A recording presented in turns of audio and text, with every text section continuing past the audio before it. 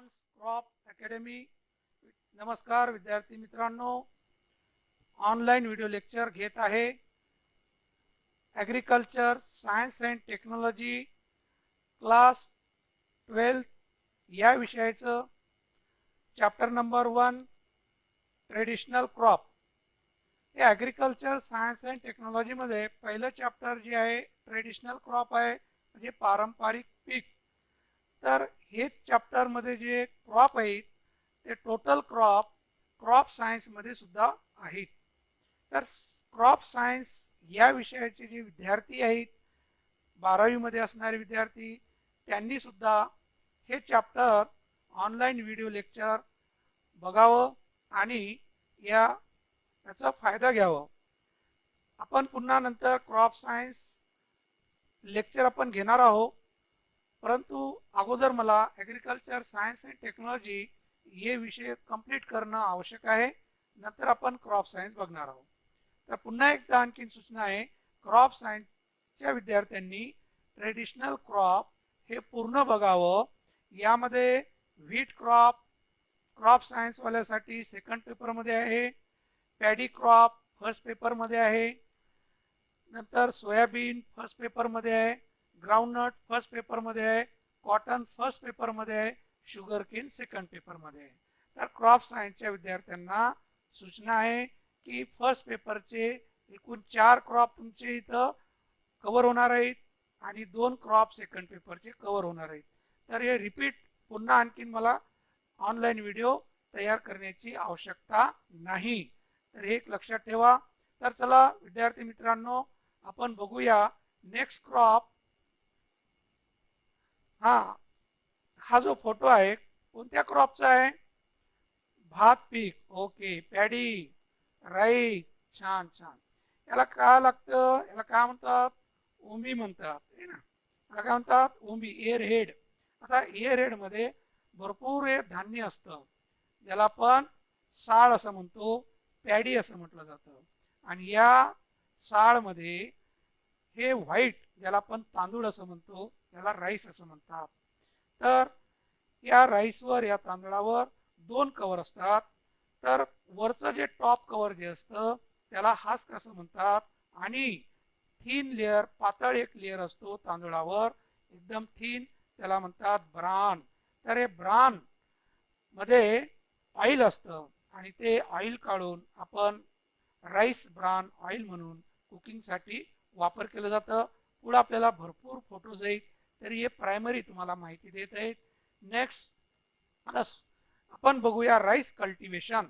Rice cultivation मध्ये आपल्याला botanical name पासनं हार्वेस्टिंग आणि पेस्ट अँड डिसीजेस इथपर्यंत आपल्याला याचा अभ्यास करायचा आहे.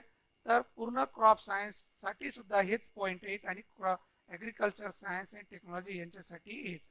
आपलं लेक्चर सेकंड सुरू होत आहे. चला मुलांना बघूया आपण पॅडी, राईस असं म्हणतात. आता पॅडी आणि राईस मधलं फरक तुम्हाला कळालं. लोकल नेम साळ म्हटलं जातं, भात सुद्धा म्हटलं जातं आणि धान पीक सुद्धा म्हटलं जातं, है ना. तर तिन्ही शब्द आपल्याला माहीतच आहेत. साळ म्हणजे पॅडीचं जे सीड असतं त्याला आपण साळ असं म्हणतो, आणि जेव्हा आपण राईस शिजवून खातो तेव्हा आपण भात असं म्हणतो. तर या पिकाला सुद्धा आपण भात पीक असं म्हणतो. हिंदीमध्ये धान पीक असं म्हणतात.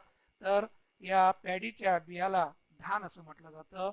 Botanical name is a Oryza sativa. तर बॉटॅनिकल नेम हे 2 शब्दांनी बनलेलं असतं प्रामुख्याने. तर पहिलं जे शब्द असतो त्याला जिनस असं म्हणतात. सेकंड जे शब्द असतो त्याला स्पेसिस असं म्हणतात.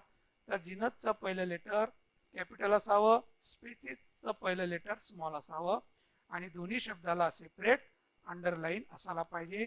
आता इथं जे आहे ते लॅटिन वर्ड मध्ये लिहिलेलं आहे, म्हणून ते अंडरलाईन नाही, आणि आपल्या टेक्स्टबुक मध्ये सुद्धा लॅटिन वर्ड मध्ये आहे. तर त्या लॅटिन वर्ड असेल तर तेव्हा अंडरलाईन करण्याची आवश्यकता नाही. नेक्स्ट बघायचं आपल्याला फॅमिली ग्रॅमिनी. आपण व्हीट बघितलं, व्हीटची फॅमिली सुद्धा ग्रॅमिनीच होती. नंतर ओरिजिन आहे पॅडीचं south and south east Asia, means native place south and south east Asia. तर बॉटॅनिकल नेम फॅमिली ओरिजिन हे एक एक मार्कासाठी आपल्याला डू ॲट डायरेक्ट आणि MCQ मध्ये विचारतात. Next uses. तर युजेस मध्ये आपल्याला 2 मार्कासाठी किंवा 3 मार्कासाठी विचारतात. यामध्ये आपल्याला 2 मार्कासाठी कमीत कमी आपण 4 पॉईंट लिहायला पाहिजे आणि 3 मार्कासाठी जर विचारलं तर 6 पॉईंट आपण व्यवस्थित लिहायला पाहिजे. अत्यंत सोप्या याच्यामध्ये तुम्हाला सांगणार आहे. सगळ्यात अगोदर आपण लिहायला पाहिजे rice is the staple food of world. सोप्या भाषेमध्ये जर हे 60% पॉप्युलेशन वगैरे हे टेक्स्टबुकची भाषा आहे. जर आपण म्हटलं rice is the staple food of the world, ही व्यवस्थित म्हणजे स्टेपल फूड. आता कोणतेही पीक पहिलं युजेस लिहित असताना तो ऑइल सीड आहे का पल्सेस आहे का स्टेपल आहे. आता जेवढे सिरियल क्रॉप जे असतात त्यांच्यासाठी आपण स्टेपल, आणि स्टेपल म्हणजेच मुख्य खाद्य. तर जगातील 60% लोकांचं राईस हे मुख्य खाद्य मानलं जातं. Then rice is also staple food in South India. आपल्या भारतामध्ये साऊथ इंडिया हे जे भाग आहे या भागामध्ये राईसच पूर्ण मुख्य खाद्य मानला जातो आणि तिथलं खाद्य हे राईस आहे, भात आहे. Then rice contain carbohydrate, protein, fats, minerals and vitamins. तर जेवढे सिरियल क्रॉप असतात त्याच्यामध्ये कार्बोहायड्रेटचं प्रमाण सगळ्यात जास्त असतं. तर हे लक्षात ठेवायला पाहिजे. It is rich content of carbohydrate, then protein, fats, minerals, vitamins. आता फॅट्स म्हणजेच ऑइल. ओके, फॅट्स म्हणजे काय होतं, ऑइल. ऑइल पण आहे. Rice bran contain 18 to 20% oil. तर या अगोदर सांगितलं राईस ब्रान म्हणजे काय आहे. हे सेकंड लेअर असतं वरून आणि थिन लेअर असतं आणि ते तेल काढण्यासाठी उपयोगात येतं. एक्सट्रॅक्शन ऑफ ऑइल आणि this oil known as rice bran oil. तर आजकाल हे भरपूर लोक राईस ब्रान ऑइलचा वापर करत आहेत. जे हार्ट पेशंट आहेत त्यांच्यासाठी फार महत्वाचं आहे. Then paddy straw is used as a manuring, mulching as well as padding material. आता पॅडी स्ट्रॉ म्हणजेच काय की जेव्हा आपण पिकाचं बियाणं वेगळं केल्यानंतर जे शिल्लक भाग राहतं त्याला तणस असं म्हणतात. त्यालाच आपण पॅडी स्ट्रॉ म्हणणार, पॅडी स्टॉक सुद्धा म्हणतात. आणि याचा वापर प्रामुख्याने मॅन्युरिंग, मल्चिंग आणि पडिंग मटेरियल म्हणून होतं. आणि याचा महत्वाचा उपयोग आहे fodder to the cattle. Paddy straw, paddy stalk used as a cattle fodder. Then rice bran, paddy husk and stalks are used as a fodder to the cattle. आता rice bran तेल काढल्यानंतर किंवा त्याच्या अगोदर तेल न काढल्यानंतर सुद्धा आपल्या जनावराला ते वैरण म्हणून त्याचा वापर केला जातं. पॅडी हस्क जे आहे पुढे फोटोमध्ये येणार आहे हस्क, तर ते हस्क जनावर चांगल्या उत्कृष्ट खातात, जनावर आवडीनं खातात आणि त्याचा वापर फॉडर म्हणून केला जातो. Then inferior quality rice is used as a poultry feed. आता जे आपण तांदळाची चुरी म्हणतो किंवा खराब झालेले तांदूळ जे असते इन्फेरियर, तर हे पोल्ट्री फीड म्हणून कुक्कुट पालनाचं खाद्य म्हणून याचा वापर केला जातो. Rice by products. Parched rice means मुरमुरा, देन बिटन राईस मीन्स पोहे, देन परचेड पॅडी मीन्स लाही. these are the byproduct paper from the rice. तर मुलांनो भात पिकाचं बाय प्रॉडक्ट जे आहे मुरमुरे आपण नेहमी खातो, पोहे आपण खातो आणि लाह्या सुद्धा असतात त्याचे, तर हे त्याचे बाय प्रॉडक्ट. तर लक्षात राहील मुलांनो. आणखीन एकदा रिपीट करतो. It is a staple food. It is also staple food in South India. Then rice rich content of carbohydrate, protein, fats and mineral. Rice bran contain 18 to 20% oil. Paddy straw used as a fodder to the cattle. It also used as a manuring, mulching and pudding material. The mulching, manure म्हणजे खत, mulching म्हणजे आच्छादन, पुढे photo मध्ये आहे. आणि pudding म्हणजे चिखल घट तयार करण्यासाठी याचा वापर होतो.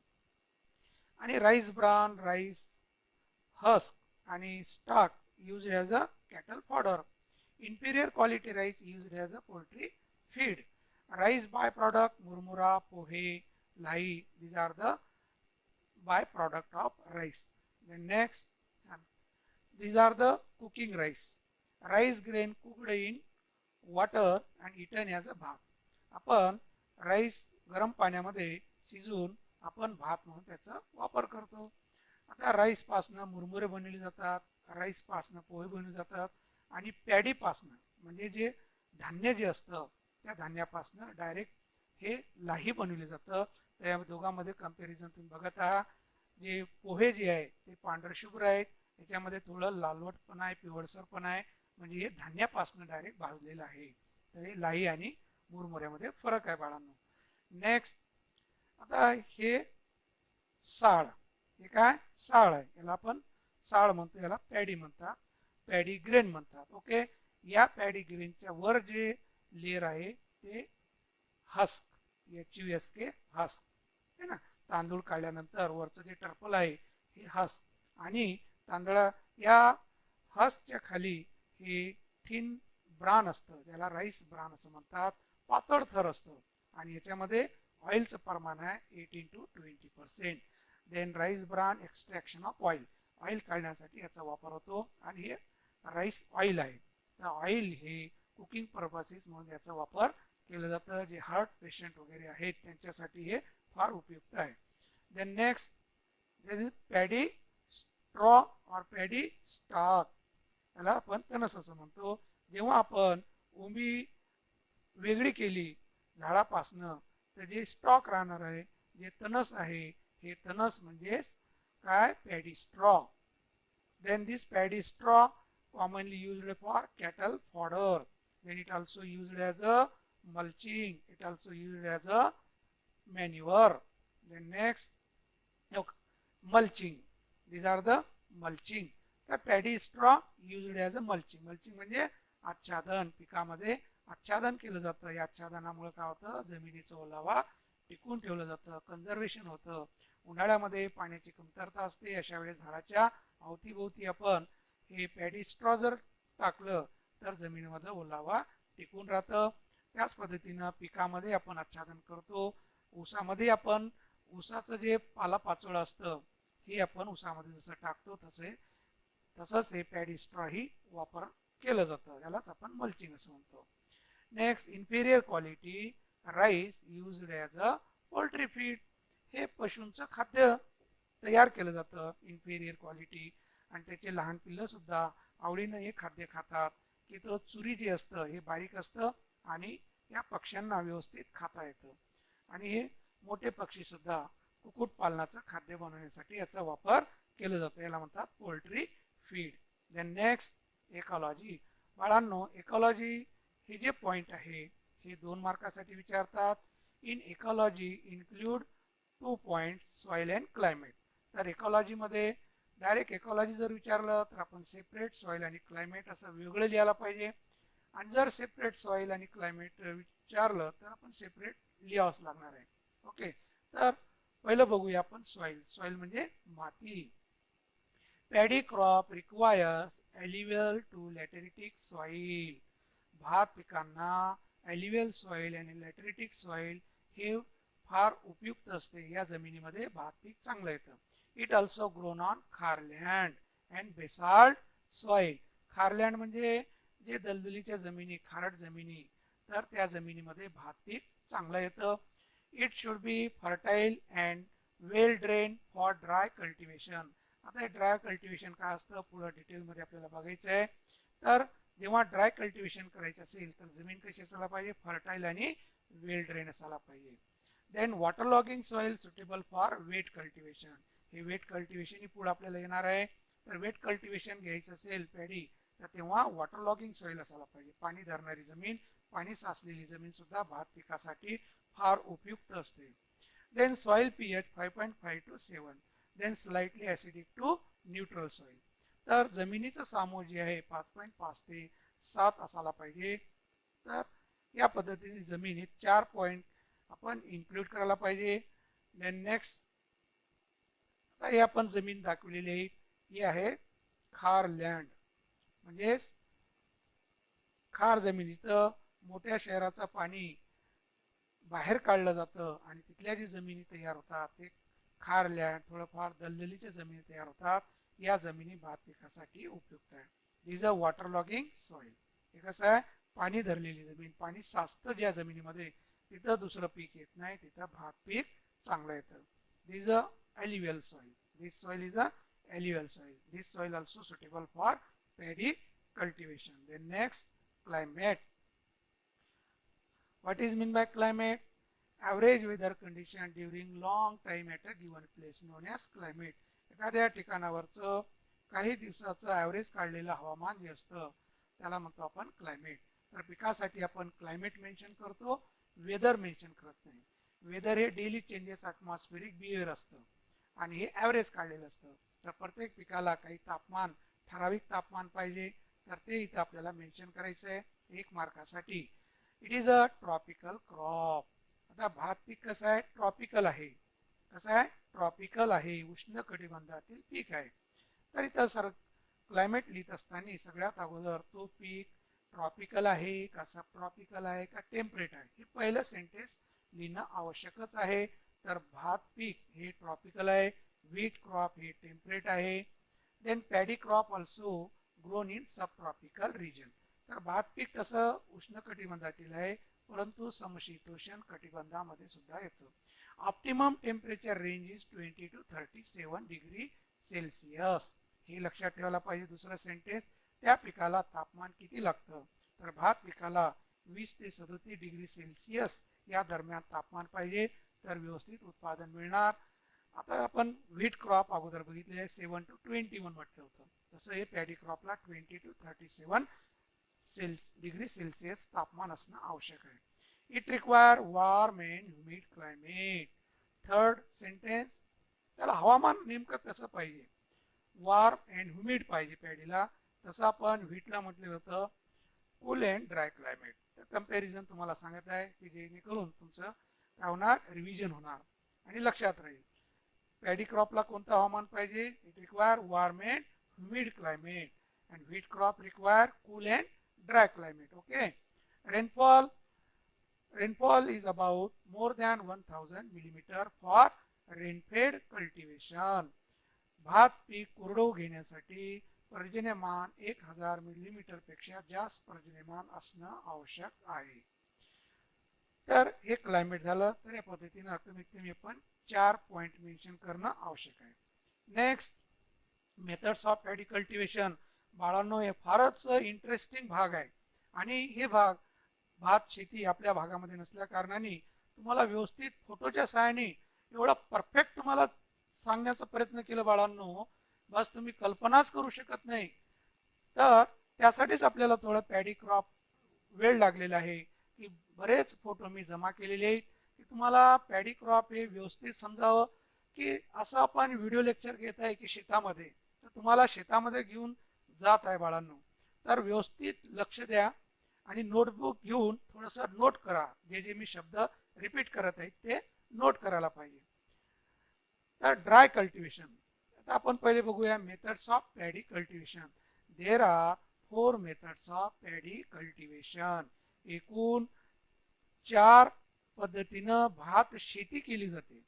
भात शेती करण्याच्या काही पद्धती आहेत, तर किती पद्धती आहेत, 4. Then first, dry cultivation of paddy. Second, semi dry paddy cultivation. Third, wet cultivation. and then fourth, intensive or Japanese method of paddy cultivation. अलग लक्षात बाळांनो, कोणकोणत्या मेथड म्हटलं मी, पहिलं dry cultivation of paddy, second semi dry paddy cultivation, third wet cultivation, fourth intensive or Japanese method of paddy cultivation. तर first बघूया dry cultivation of paddy. In this method of cultivation in which whole life cycle of the crop complete under dry condition.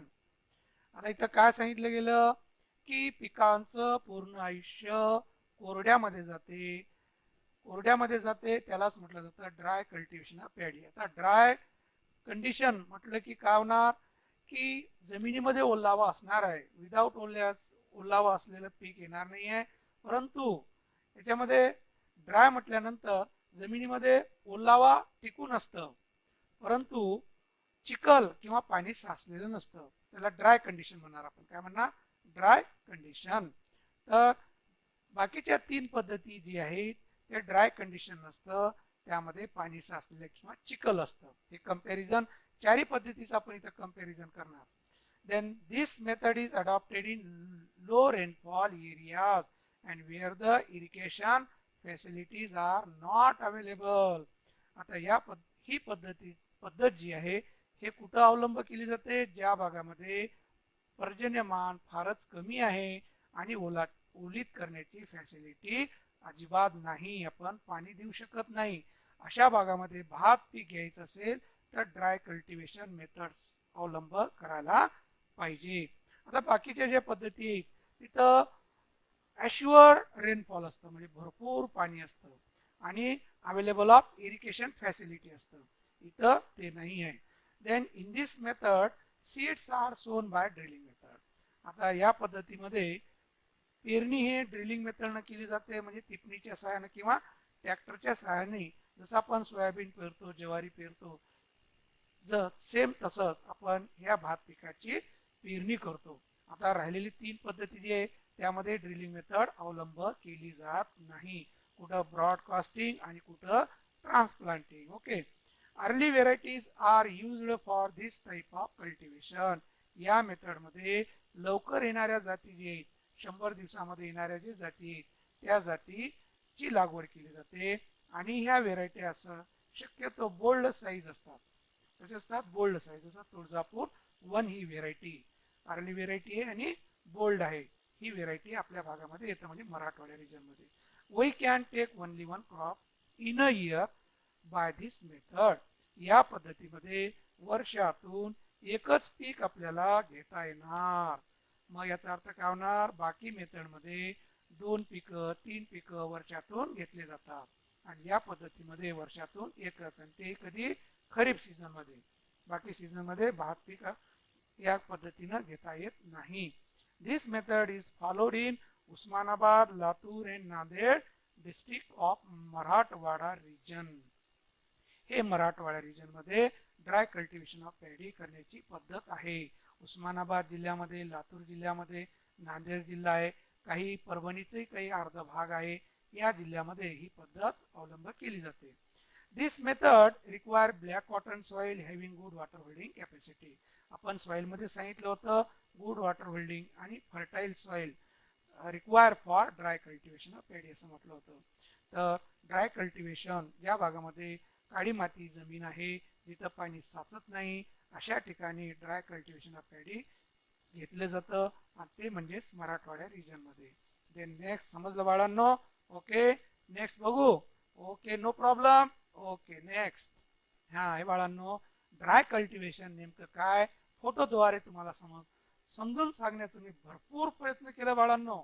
बघा, शेतामध्ये अगोदरचं पीक निघाल्याबरोबर काय केलं जातं? लाकडी नांगराने नांगरणी केली जाते, लोखंडी नांगराने नांगरणी केली जाते किंवा ट्रॅक्टरच्या सहाय्याने नांगरणी केली जाते. नांगरणी झाल्यानंतर आपण ढेकळे फोडणी करतो. ढेकळे जर तयार झाले असेल जास्त तर ढेकळे फोडणी, क्लॉड क्रशिंग किंवा आपण हॅरोच्या सहाय्याने सुद्धा आपण ढेकळे फोडणी करतो.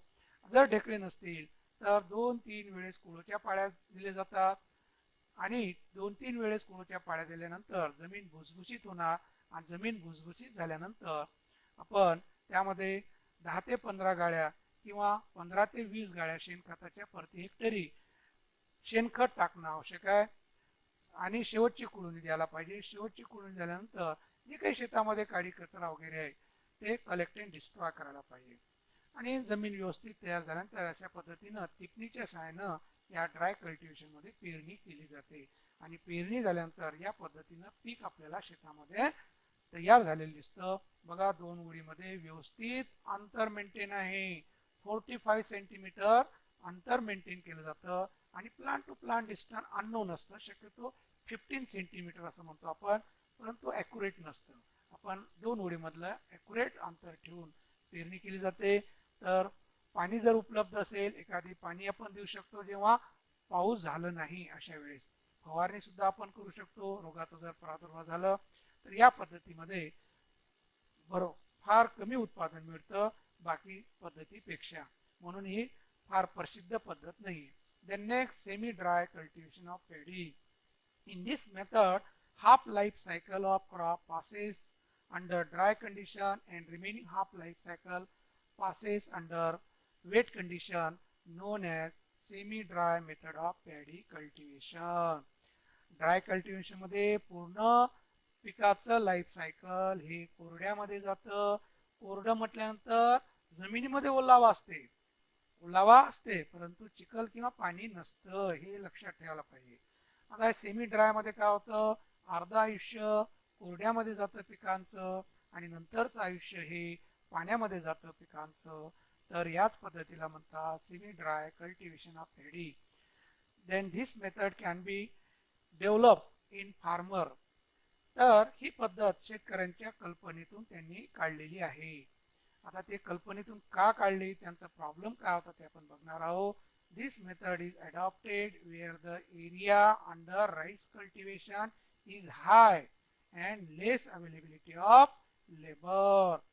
ज्या भागामध्ये प्रामुख्याने भात शेती केली जाते त्या भागामध्ये लेबर प्रॉब्लेम असतच. आता लेबर प्रॉब्लेम असल्या कारणाने वेळेवर त्यांची लागवड होणार नाही, रोपटे तयार होणार नाही. मग हे प्रॉब्लेम सॉल्व करण्यासाठी त्यांनी त्यांच्या कल्पनेतून ही मेथड तयार केलेली आहे. In this method seeds are sown by broadcasting method. That is seeds are broadcasted in the bunded field.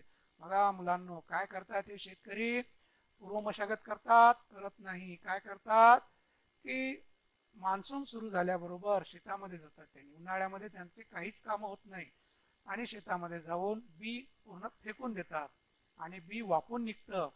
when the plants attain 20 to 24 centimeter height, then the light ploughing is given by the wooden plough in 10 to 15 centimeter deep standing water. This operation is known as बियासी. समजलं का बाळांनो? नाही समजलं तर आपण photo सुद्धा घेतलेले आहेत. तर लक्ष द्या इकडे मी काय म्हणत आहे. तर मान्सून सीझन मध्ये बियाणं शेतामध्ये फेकून दिलं जातं. पाऊस आल्यानंतर तो बी वापून निघतं आणि त्या पिकाची हाईट 20 ते 24 सेंटीमीटर झाल्यानंतर त्या शेतामध्ये त्यांनी काय करतात, 10 ते 15 सेंटीमीटर एवढं पाणी साचून ठेवतात आणि साचलेल्या पाण्यामध्ये आणि उभ्या पिकामध्ये जे लाकडी नांगर फिरवतात आडवं उभं, त्याला म्हणतात बियासी. काय म्हणतात? बियासी. तर फोटो दाखवून देतो तुम्हाला. हे आहे बियासी. हा, काय बियासी पुन्हा आपण एक्सप्लेन करूया. तर बियासी बघितलं बियासी. हा, this operation helps to control weed growth as well as thinning and steering the soil. These are the triple purpose of बियासी. तर बियासी करण्याचा उद्देश काय त्यांचं, की एकतर तणाचं बंदोबस्त होण्यासाठी, दुसरं थिनिंग आउट होण्यासाठी म्हणजे विरळणी होण्यासाठी. जे बियाणं फेकून दिलेलं आहे, काही जागेमध्ये जास्त रोपटे येणार तर त्यामध्ये पिकामध्ये अंतर मेंटेन होण्यासाठी थिनिंग आउट होतं, विरळणी होते. विरळणी बरोबरच जमीन भुसभुशीत इरिटेड होते आणि पिकाची चांगली वाढ होते. This method is followed in eastern Maharashtra, Orissa, West Bengal and eastern part of MP, Madhya Pradesh. Okay, समजलं बाळांनो काय फरक आहे ड्राय आणि सेमी मध्ये? ड्राय मध्ये पूर्ण आयुष्य कोरड्यामध्ये जातं, सेमी मध्ये अर्ध आयुष्य कोरड्यामध्ये, अर्ध आयुष्य पाण्यामध्ये जातं बाळांनो. मग या सेमी ड्राय कल्टिवेशन मध्ये शेतामध्ये बियाणं पूर्ण फेकून दिलं जातं आणि वरच्या पावसावर हे बी वापून निघतं. वापून निघाल्यानंतर या पद्धतीने या बांधीमध्ये, आता बांधी बंडेड फील्ड म्हणजेच बांधी, म्हणजे त्यांचं शेत जे असतं त्याला बंडेड फील्ड असं म्हणतात. म्हणजेच वाफ्या पद्धतीने त्यांची शेती असते, खोलगड भाग असते, कारण की त्यांना पाणी साचून ठेवावं लागतं. आपल्या शेतीसाठी प्लेन शेती नसतं, आपलं एक धुरा असतं. पण यांचं काय असतं, चौबाजूनी मोठं उंच ओटा असतं, त्याला म्हणतात बांधी. त्या शेताला काय म्हणतात, बंडेड फील्ड. हे शब्द वेळोवेळी येणार आहे. तर या बंडेड फील्ड मध्ये त्यांनी पाणी साचून ठेवतात. हे पीक किती सेंटीमीटरचं आहे, 20 to 24 सेंटीमीटर हाईट आहे पिकाची आणि पाणी किती साचून ठेवलेलं आहे 10 ते 15 सेंटीमीटर साचलेलं पाणी आहे त्या बांधीमध्ये आणि तिथल्या जमिनीमध्ये पाणी साचून असतं आपल्या काळ्या जमिनीत पाणी साचत नाही त्या भागातल्या जमिनी पाणी साचून ठेवतात जमिनी एरेटेड राहत नाही म्हणजे वॉटर लॉगिंग असतात पाणी धरून ठेवणारे असतात तर पाणी साचून राहतं तर या पिकामध्ये आडवं उभं हे लाकडी नांगर फिरवतात पाण्यामध्येच आणि हे नांगर फिरवल्यामुळं त्याच्यामध्ये येणारे जे रोपटे ते अपरूटिंग होणार आणि बाजूला सारले जाणार यामध्ये येणारं जे तण आहे ते तण मरून जाणार आणि पीक मरणार नाही पीक का मरणार नाही it is a semi aquatic plant water living plant आहे पॅडी पाण्यामध्ये जिवंत राहू शकतं तण पाण्यामध्ये जिवंत राहू शकत नाही तर तणाचंही बंदोबस्त होतं त्याचबरोबर विरळणी होते आणि जमीन एरेटेड होते तर आपण सांगितलं बीआयसी is done for triple purpose तर हे बैलाच्या सहाय्याने ऑपरेशन केलं जातं हे मेकॅनिकलच्या सहाय्याने केलं जातं हे मेकॅनिकल सहाय्याने आपण बीआयसी हे ऑपरेशन करतो कळालं बाळांनो okay next wet cultivation third method wet cultivation त्या नावावरच त्याचं आपल्याला कळून येतं की काय नेमकं वेट म्हणजे पूर्ण चिखल किंवा ओलं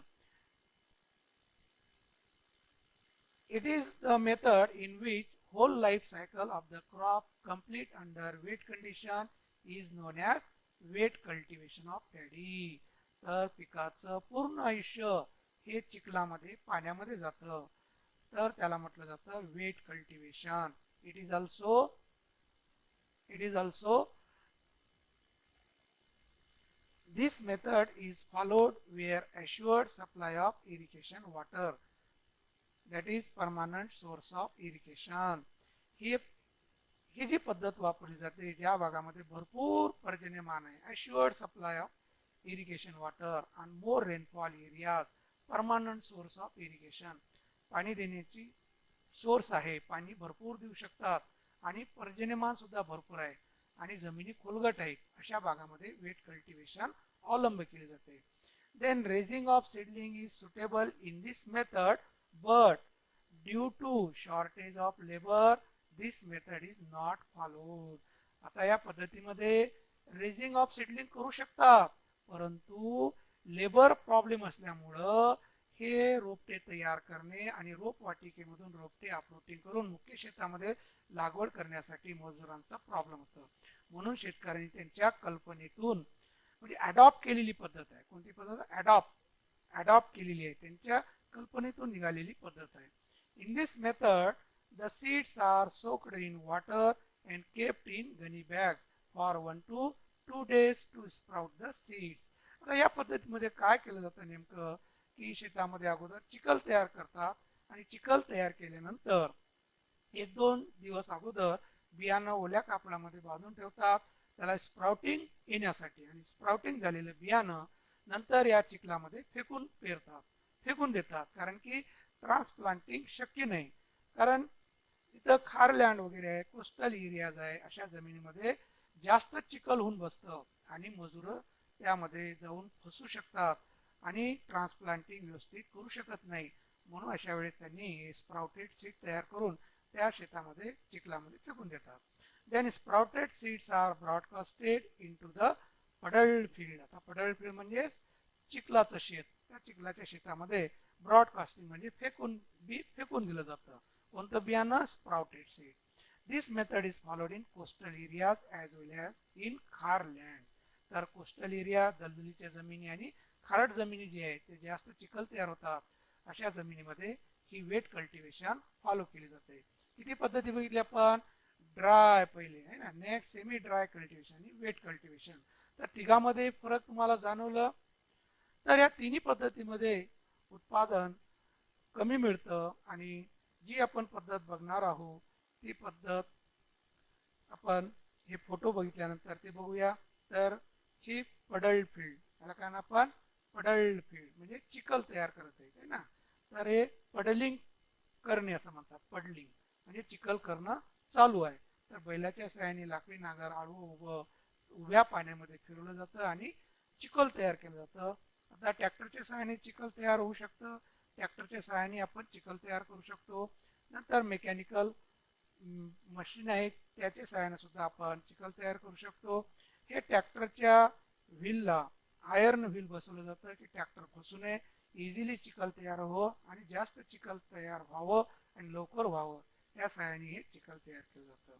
देन नेक्स्ट, चिखल तयार झाल्यानंतर हे चिखल हे सॉफ्ट बेड तयार केलं जातं, म्हणजे लेवलिंग केलं जातं अगोदर आणि पूर्ण पातळ चिखल तयार होतं आणि पातळ चिखल तयार झाल्यानंतर व्यवस्थित आपल्याला लागवड करता येतं आणि हे लेवलिंग करणं आवश्यक असतं. लेवलिंग झाल्यानंतर आपण या पद्धतीनं हे चिखलमध्ये व्यवस्थित लेवल करून हे स्प्राउटेड सीड हे या शेतामध्ये फेकलं जातं, म्हणजे ब्रॉडकास्टिंग सीड फेकून पेरलं जातं. म्हणजे मजुरं फार कमी लागतात आणि त्या भागामध्ये मजुरांचा फार प्रॉब्लेम असतं. सगळ्यांचे कामं ॲट ए टाइम येतात, कारण मोनोक्रॉपिंग सिस्टीम म्हणजे एक पीक पद्धत असते. तिथं असं सोयाबीन आणि ज्वारी कोणी मका घेत असं नाही. ज्या भागामध्ये प्रामुख्याने भात शेती केली जाते तर प्रत्येक शेतामध्ये भातच आपल्याला बघायला मिळणार, दुसरं पीक येणार नाही, कारण तिथली क्लायमेटिक कंडिशन आणि सॉइल कंडिशन त्याला सुटेबल असतं. तर भात पिकच घेतलं जातं. तर ते प्रॉब्लेम ओव्हरकम करण्यासाठी labour problem overcome by the help of wet paddy cultivation. Okay, next fourth method, intensive method of paddy cultivation or Japanese method of paddy cultivation. ते जपान या देशातून ही पद्धत आपल्या भारत देशामध्ये आणलेली आहे, म्हणून त्याला जापनीज मेथड असं म्हणतात. आता ही it is a perfect method of paddy cultivation. आता इंटेन्सिव्ह मेथडलाच काय म्हटलं जातं, perfect method of paddy cultivation. म्हणजे चार पद्धतीपैकी ही चौथी इंटेन्सिव्ह जापनी हीच फक्त परफेक्ट मेथड आहे. बाकीच्या अगोदरचे जे तीन पद्धती परफेक्ट नाही आहे, त्या उत्पादन कमी देणाऱ्या पद्धती. या पद्धतीमध्ये भरपूर आपल्याला उत्पादन मिळतं. व्हाय? yield is more due to all recommended package of practices are followed in this method and then get more yield. तर या पद्धतीमध्ये उत्पादन जास्त मिळण्याचं कारण काय, तर ऑल पॅकेज ऑफ प्रॅक्टिसेस आपल्याला इथं करता येतं म्हणून उत्पादन वाढतं, म्हणून याला परफेक्ट मेथड म्हटलेलं आहे. This method is followed in the areas where assured supply of irrigation water and farmers are able to apply heavy manures and fertilizer. ज्या भागामध्ये पाऊसमानी भरपूर असतं आणि पाणी भरपूर प्रमाणामध्ये देऊ शकतात अशा भागामध्ये ही पद्धत अवलंब केली जाते. दुसरं, हे इंटेन्सिव्ह मेथडमध्ये भरपूर प्रमाणामध्ये खतांचा वापर केला जातं, प्लांट प्रोटेक्शन केलं जातं, आंतरमशागतीचे कामं केले जातात. ते सगळ्या पॅकेज ऑफ प्रॅक्टिसेस आपल्याला वेळेवर करता येतं आणि त्याचा रिझल्ट म्हणजे जास्त उत्पादन. This method give more yield as compare to other methods when all practices adopted properly. आता इथं सांगितलेलं आहे की या पद्धतीमध्ये उत्पादन जास्त मिळतं. तर का मिळतं उत्पादन जास्त, तर all package of practices should be followed और अडॉप्टेड, म्हणून उत्पादन जास्त मिळतं या तीन पद्धतीपेक्षा. Main features of intensive methods of paddy cultivation. तर या इंटेन्सिव्ह मेथडचे फीचर्स काय आहेत, तर in this method raising the seedling in nursery and seedlings are grow. या पद्धतीमध्ये नर्सरीमध्ये रोपटे तयार करतात आणि रोपटे तयार करून then it can be using for transplanting. तर रोपटे तयार झाल्यानंतर याचं ट्रान्सप्लांटिंगसाठी वापर केलं जातं. It requires less seed rate. बियाचं प्रमाण कमी लागतं तीन पद्धतीपेक्षा. It require heavy manuring. इथं खतं आपल्याला भरपूर देता येतात, बाकीच्या तीन पद्धतीमध्ये जास्त प्रमाणात खतं आपल्याला देता येत नाही. Then 3 to 4 seedlings are transplanted in bunch at each spot. एका जाग्यावर 3 ते 4 रोपटे आपल्याला लागवड करता येतं, बाकी तीन पद्धतीमध्ये आपल्याला लागवड करता येत नव्हतं. तर इथं आपण व्यवस्थित हे नर्सरी तयार केली जाते. नर्सरीमधून हे रोपटे अपरूटिंग केले जातात. अपरूटिंग, आता हे नर्सरी तयार होत असताना तयार इतर अगोदर त्यांनी नर्सरी तयार करतात. नर्सरीमध्ये रोपटे ची वाढ होत असते आणि आपण जिथं लागवड करणार आहोत त्या जमिनी रिकाम्या असतात आणि त्या रिकाम्या जमिनीमध्ये आपल्याला काय करता येतं, मशागत तयार करता, पूर्व मशागतीचे काम करता येतात. चिखल तयार करणे हे 15-20 दिवस या चिखल तयार करण्यामध्ये यांची वेळ जातं. तोपर्यंत या नर्सरीमध्ये रोपट्यांची वाढ होत राहते. तर हे बंडेड फील्ड का किती उंच असं वटा आहे बाजूला, तर असं कंबर एवढं म्हणजे 3 फूट किंवा 4 फूट उंचीचं चौ बाजूनी वटा असतं, त्याला बंडेड फील्ड असं म्हणतात. तर हे व्यवस्थित चिखल तयार केलेलं आहे, सॉफ्ट चिखल तयार केलेलं आहे. असं चिखल तयार झाल्यानंतर रोप वाटिकेमधून रोपटे अपरूटिंग करतात. अपरूटिंग करून या सॉफ्ट चिखलामध्ये या पद्धतीनं मजुराच्या सहाय्याने व्यवस्थित अंतराने एका जागेवर 3 ते 4 रोपटे लागवड करतात. तर या मजुरांना ह्या बंडल सप्लाय करतात. हे मजूर व्यवस्थित चिखलामध्ये लागवड करतात. Next, preparatory tillage. Then preparatory tillage, there are two types on the basis of methods of paddy cultivation. तर preparatory tillage or land preparation or pre tillage operation म्हणजे पूर्व मशागतीचे काम. तर पूर्व मशागतीचे काम भात पिकाचे जे पूर्व मशागतीचे काम आहेत हे भात शेती करण्याच्या पद्धतीवर अवलंबून आहे. जेव्हा आपण ड्राय कल्टिवेशन ऑफ पॅडी करत असताना लँड प्रिपरेशन कोणतं करणार, ड्राय लँड प्रिपरेशन. आणि जेव्हा वेट कल्टिवेशन आणि intensive method of paddy cultivation अवलंब करणार तेव्हा वेट लँड प्रिपरेशनचा वापर करणार. आपण बघूया dry land preparation. In dry land preparation can be followed in upland areas. जे उंच ठिकाणावरच्या जमिनी असतात, खोलगट भाग नसतं, पाणी साचत नाही, अशा जमिनीमध्ये आपण ड्राय लँड प्रिपरेशन करतो. Then in this method deep ploughing should be done immediately after harvest of previous crop in a summer season. तर उन्हाळ्यामध्येच आपण अगोदरचं पीक निघाल्याबरोबर एक खोल नांगरणी, लाकडी नांगरणी किंवा लोखंडी नांगरणी किंवा ट्रॅक्टरच्या सहाय्याने उन्हाळ्यामध्ये आपण नांगरणी करून घेतो. Then 2 to 3 times crosswise harrowing are give to get fine tilt. तर 2 ते 3 वेळेस कुळोच्या पाळ्या द्यायला पाहिजे जोपर्यंत जमीन हे फाईन टिल्ट होत नाही, म्हणजे लूज होत नाही, सॉफ्ट होत नाही तोपर्यंत. Then apply FIM, then 15 to 20 cartload of FIM apply per hectare at the time of before last harrowing.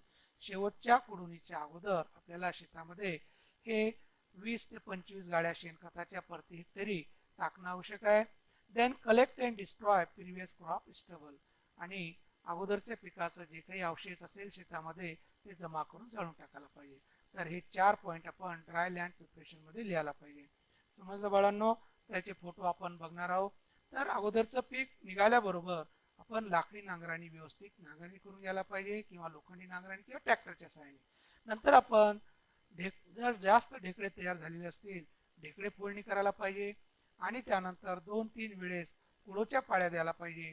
कुळोच्या पाळ्या देत असताना शेवटच्या कुळोंच्या अगोदर 15 ते 20 गाड्या शेणखताच्या प्रति हेक्टरी द्यायला पाहिजे. आणि जमीन लेवल करून आपण पेरणीसाठी आपण टिपणीच्या सहाय्याने पेरणी करायला पाहिजे. तर या पद्धतीने ड्राय लँड प्रिपरेशन केलं जातं. देन नेक्स्ट बघूया wet land preparation. This method is used in low land area. ज्या भागामध्ये जो भाग खोलगट भाग असतं, जिथं पाणी भरपूर साचतं, अशा ठिकाणी लँड प्रिपरेशन जे केलं जातं ते वेट लँड प्रिपरेशन केलं जातं. In this method water is present in the bundled field of rice. आता या पद्धतीचं वैशिष्ट्य काय, हे उन्हाळ्यामध्ये तयार करत नाही, तर पेरणी करण्या अगोदर 10-15 दिवस अगोदर ट्रान्सप्लांटिंग करण्या अगोदर आपण बंडेड फील्ड मध्ये पाणी साचून ठेवतो. Then after the land is ploughed by light wooden plough or tractor plough in the standing water is known as puddling. आता शेतामध्ये बांधीमध्ये पाणी साचलेलं असतं, त्या पाणी साचलेल्या जागेमध्ये लाकडी नांगर फिरवलं जातं किंवा ट्रॅक्टर फिरवलं जातं, त्यामुळं व्यवस्थित चिखल तयार होतं. आणि त्या चिखलामध्ये नंतर आपण sometime small tractor are use for puddling purpose. तर ट्रॅक्टरच्या सहाय्याने आपल्याला चिखल तयार करता येतं. Then puddled field is levelled by planker. चिखल तयार केल्यानंतर व्यवस्थित चिखल लेवल करून घ्यायला पाहिजे आणि लेवल केल्यानंतर then after soft seed bed are preferred for transplanting the seedling. मग हे प्लँकर फिरवलं की व्यवस्थित सॉफ्ट चिखल असं पातळ चिखल तयार होणार आणि त्या चिखलामध्ये आपल्याला ट्रान्सप्लांटिंग करता येणार. तर हे चिखल तयार करणं सुरू आहे.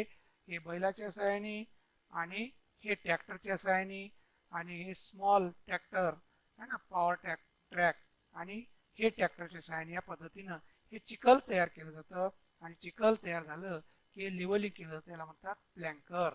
प्लँकरच्या सहाय्याने व्यवस्थित लेवल केलं जातं. तर बैलाच्या सहाय्याने किंवा रेड्याच्या सहाय्याने, काही भागामध्ये रेडेही वापरतात, काही भागामध्ये बैल सुद्धा वापरतात. तर next season and time. There are 4 season of paddy cultivation. तर भात पीक चे 4 सीझन आहेत. 4 सीझन मध्ये आपल्याला भात पीक घेता येतं. There are 4 season, that is Aus, Aman, Boro and summer. हे वर्षातून 4 सीझन मध्ये आपल्याला भात पिकाची लागवड करता येते. Then Aus season planting time और sowing time is May to June. Then Aman season planting time is June to July. Then Boro season planting time is December to January. Then summer season sowing time is February to March. So these are the sowing season and time. Next, seed rate. The quantity of seed required for sowing per unit area, that is hectare, known as seed rate. एका हेक्टरीसाठी पेरणीसाठी लागणारं बियाणं म्हणजे बियाचं प्रमाण होय. Then seed rate of paddy depend upon the sowing methods. Depend upon the sowing methods. That is a transplanting. Seed rate is about 25 to 40 kg per hectare. Then transplanting can be done in intensive method of paddy cultivation. तर transplanting जेव्हा आपण करतो तेव्हा बियाचं प्रमाण कमी लागतं. 25 ते 40 kilo बियाचं प्रमाण प्रति हेक्टरी लागतं. आणि हे ट्रान्सप्लांटिंग शक्यतो आपण intensive method of paddy cultivation मध्ये वापर करतो. कुठे वापर करतो? इंटेन्सिव्ह मेथड मध्ये. Then drilling method. Drilling method can be followed in dry paddy cultivation. Then seed rate is about 60 to 70 kg per hectare. तर कोरडवाहू जेव्हा आपण ड्राय कल्टिवेशन पॅडी करतो तिथं ड्रिलिंग मेथडने पेरणी केली जाते आणि ड्रिलिंग मेथडने पेरणी केल्यानंतर बियाचं प्रमाण हे 60 ते 70 किलो बियाणं प्रति हेक्टरी लागतं. Then broadcasting. Then it is commonly followed in semi dry आणि wet cultivation. Semi dry and wet cultivation of paddy. Seed rate is about 80 to 100 kg per hectare. तर ब्रॉडकास्टिंग हे सेमी ड्राय आणि wet method of paddy cultivation मध्ये ब्रॉडकास्टिंगने पेरणी केली जाते आणि त्यासाठी बियाचं प्रमाण 80 ते 100 किलो लागतं, म्हणजे जास्त बियाणं लागतं. Then dibbling. It is a rarely followed. तर ही डिबलिंग म्हणजे हाताच्या साहाय्याने एक एक बी एका जाग्यामध्ये लावणं त्याला डिबलिंग म्हणतात आणि ही पद्धत फार कमी प्रमाणामध्ये वापरतात. Then seed rate is about 50 to 60 kg per hectare. Okay. Next point, spacing. Distance between two row and two plants known as spacing. Then spacing of paddy crop depend upon the type of varieties and sowing method also. Then for transplanting, in case of early variety, 15 by 15 centimeter row to row and plant to plant distance. In case of medium variety, then spacing is about 20 by 15 centimeter row to row and plant to plant distance. Then in case of late variety, 20 by 20 centimeter row to row and plant to plant distance. तर आपण जे बघत आहे spacing हे transplanting. जेव्हा आपण transplanting करतो intensive method मध्ये तेव्हा लवकर येणारी जात असेल तर कमी अंतराने लागवड करायला पाहिजे, कारण की ते लवकर येणारी आहे त्याची वाढ जास्त होणार नाही, कमी अंतरामध्ये लागवड करायला पाहिजे. मध्यम कालावधीमध्ये येणारी जात जी आहे ते 20 ते 15 सेंटीमीटर अंतराने ट्रान्सप्लांटिंग करायला पाहिजे. उशिरा येणारी जात जी आहे जास्त उत्पादन देणारी जात ते 20 by 20 सेंटीमीटर अंतराने लागवड करायला पाहिजे. Then drilling method of paddy cultivation, 45 by 15 centimetre planting distance और ऑल्सो 45 by 5 सेंटीमीटर डिस्टन्स. तर ड्रिलिंग मेथडनं जर आपण पेरणी केली तर त्याचं स्पेसिंग आपण किती ठेवायला पाहिजे, 45 सेंटीमीटर 2 उडीमध्ये, आणि झाडामधलं अंतर 5 सेंटीमीटर ठेवायला पाहिजे. तर या पद्धतीनं ही अंतर ठेवायला पाहिजे. Then next, sowing methods. Then sowing methods of paddy depend upon the cultivation of methods of paddy. तर भात शेती करण्याच्या पद्धतीवर पेरणीची पद्धत अवलंबून आहे. Broadcasting commonly followed in semi dry and wet cultivation of paddy. Then drilling method followed in dry cultivation of paddy. Dibbling method, it is a rarely method. Then transplanting commonly followed in intensive method or Japanese method of paddy cultivation. Okay, हे सगळे point एक एक मार्कासाठी विचारतात. Okay, the next point बघूया आपण, seed selection and seed treatment. Then paddy seeds are firstly selection. Then seed should be select from the high yielding variety, disease resistant variety, then also clean seed and viable seed also. तर बी निवडणी करत असताना जास्त उत्पादन देणाऱ्या जातीचंच बियाणं निवडणी करायला पाहिजे, आणि रोग प्रतिकार असणाऱ्या जातीचंच बियाणं निवडायला पाहिजे, आणि तो स्वच्छ बियाणं असायला पाहिजे, आणि तो व्हायबल असायला पाहिजे, म्हणजे जर्मिनेशन व्हायला पाहिजे, उगवण व्हायला पाहिजे बियाणं. तर कधी पेरणीच्या अगोदर आपण जर्मिनेशन पर्सेंटेज बघायला पाहिजे, ते उगवण शक्ती बघायला पाहिजे, किती प्रमाणात बियाणं उगवतं. Then after these selected seeds are treated with soaked water in 1% potassium chloride solution for 12 hours to improve germination. उगवण शक्ती वाढ करण्यासाठी आपण भात पिकाचं बियाणं हे 1% पोटॅशियम क्लोराईड सोल्युशन मध्ये 12 तास बुडून ठेवलं जातं आणि नंतर पेरणीसाठी वापरलं जातं. तर रिझल्ट काय मिळणार, उगवण चांगली होणार, जर्मिनेशन पर्सेंटेज इन्क्रीज होणार. Then next seed treatment, seeds also treated with 3% brine solution to prevent blast and blight disease. Next treatment आपण कोणती करणार, 3% ब्राईन वॉटर सोल्युशन, म्हणजेच काय, 3% मिठाचं द्रावण तयार करायचं. 3% मिठाचं द्रावण कसं तयार करणार, 100 litre of water in 3 kg of common salt dissolved. तर 100 लिटर पाण्यामध्ये 3 किलो मीठ आपण विरघळायला पाहिजे, तर तेव्हा ते 3% ब्राईन वॉटर सोल्युशन होतं. किंवा 10 लिटर पाण्यामध्ये 300 ग्राम मीठ आपण विरघळलं तर 10 लिटर पाण्यामध्ये 3% ब्राईन वॉटर सोल्युशन होणार, आणि त्या सोल्युशन मध्ये निवडलेलं बियाणं बुडवायचं, आणि हेल्दी बियाणं बुडामध्ये साचून राहणार, आणि हलकं बियाणं वर तरंगणार. वर तरंगलेलं बियाणं म्हणजे रोगट बियाणं, आणि खाली तळाला बसलेलं बियाणं म्हणजे चांगलं बियाणं. वर तरंगलेलं बियाणं डिस्ट्रॉ करून टाकायचं, आणि चांगलं खाली बसलेलं बियाणं जे आहे ते चांगलं क्लीन वॉटरनं वॉश करून त्याला पेरणीसाठी वापरायला पाहिजे. तर कोणत्या रोगाचा बंदोबस्त होईल, ब्लास्ट आणि ब्लाइट डिसीज, हे सिरियस डिसीज आहेत पेडीवरचे. Then hot water treatment at 52 to 54 degree Celsius for half and hours to control diseases. तर गरम पाण्यामध्ये अर्धा तास बियाणं बुडून ठेवायला पाहिजे, तर जे काही व्हायरस डिसीजेस होणार आहे त्या डिसीजचा बंदोबस्त होईल. तर these are the seed treatment, हे 2 मार्कासाठी विचारतात. तर व्यवस्थित 4 पॉईंट लिहायला पाहिजे. देन नेक्स्ट पॉईंट, आता सीड ट्रीटमेंट कशी करतात ते आपण फोटो दाखवलेले आहे, की थायरम किंवा ॲग्रोसन हे या पद्धतीनं बियांना बी स्प्रे केली जाते, आणि या बकेटमध्ये आपल्याला ब्राईन वॉटर सोल्युशन तयार करायचं, आणि बियाणं त्या बकेटमध्ये त्या सोल्युशनमध्ये टाकायचं, आणि थोडं लाकडीच्या फळीनं आपण त्याला मिक्स करायचं. हलकं बियाणं वर तरंगणार, आणि खाली चांगलं बियाणं बॉटम मध्ये साचून असणार, आणि तेच खाली बसलेलं बियाणं चांगलं बियाणं, वर तरंगलेलं बियाणं हे डिसीज्ड सीड असणार आहे, ते काढून फेकून द्यायचं. चांगलं बियाणं पेरणीसाठी वापरायला पाहिजे. दुसरं, पोटॅशियम क्लोराईड हॉट वॉटर. तर अशा बकेटमध्ये आपण पोटॅशियम क्लोराईड घ्यायचं आणि बियाणं त्यामध्ये सोकडं करायचं. हॉट वॉटर घ्यायचं आणि असं बियाणं त्याच्यामध्ये 12 तास बुडून ठेवायचं, अर्धा तास बुडून ठेवायचं. तर या पद्धतीनं रोगाचा बंदोबस्त होईल. Then next point, paddy nursery, हे सुद्धा बरं इंटरेस्टिंग आहे.